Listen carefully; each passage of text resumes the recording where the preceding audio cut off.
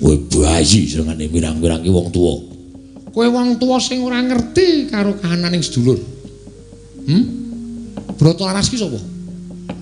Kakang Bratalaras kuwi putrane Bapak Janaka. Kuwi ora anakmu dhewe to? Ya ora. Anakmu dhewe to? Yen kowe ora seneng karo wong tuane nggone ora aroh-aroh karo sing sepuh, ya aja tok katutke dosane anake. Bratalaras ora ngerti apa-apa perkara Bapak Janaka kuwi ora atur-atur karo Siwa Puntadewa, Bapak Werkudara lan liya-liyane.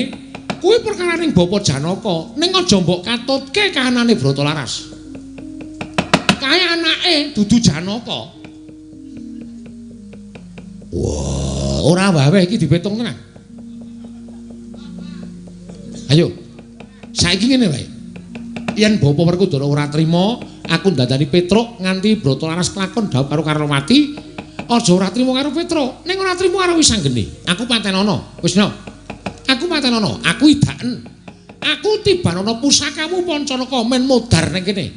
Men kowe lega, men kowe marem. Men kowe seneng atimu Bapak Werkudara.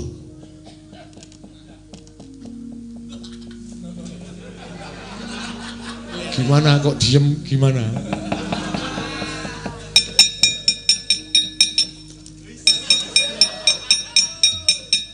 Pripun? Sampeyan niku ya salah kok ya. Nggih bener ngendikane Ndara Wisanggeni, nek ora seneng karo Ndara Janaka lan duwe sifat ora atur-atur karo sing sepuh, ya Ndara Janaka tok sing disalahke.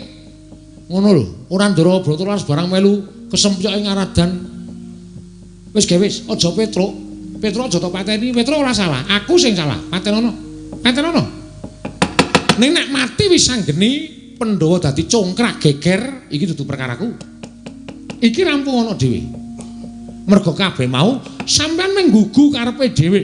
Golek salahe Bapak Janaka, mergo sampean wedi karo gurumu sing jeneng Begawan Durna mau. Tumuli sing tok lumputke Bapak Janaka, kowe ngombyong manten saka Ngastina. Aku tak takon, sampean dipunjung apa to karo Kurawa? Dipunjung apa karo Kurawa? Tak takon aku. Ayo wangsulan. Asu. Jar